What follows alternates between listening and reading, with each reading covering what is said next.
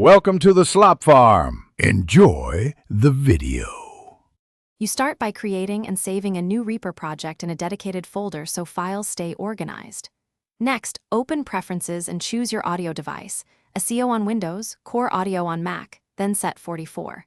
1K HZ or 48K HZ to match your session. Create a track and name it, choose the correct input channel, arm the track to record, and enable input monitoring so you can hear what you'll capture. Once done, check levels in the meter to avoid clipping. You now focus on the recording workflow. Set tempo, enable metronome, and configure pre-roll for musician comfort. Start recording normally or use loop/punch recording to capture multiple takes. Reaper automatically creates takes and lanes for comping.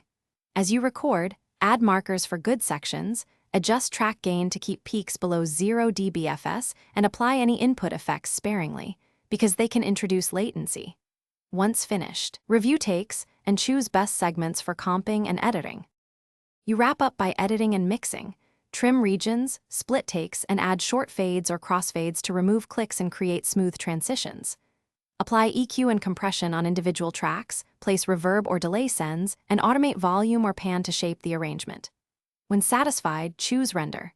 Set time selection, pick file type, WAV for full quality, MP3 for sharing, confirm sample rate and bit depth, then render. If audio is distorted, check input gain, disable input FX, and Thanks for watching. Consider subscribing if we helped you today.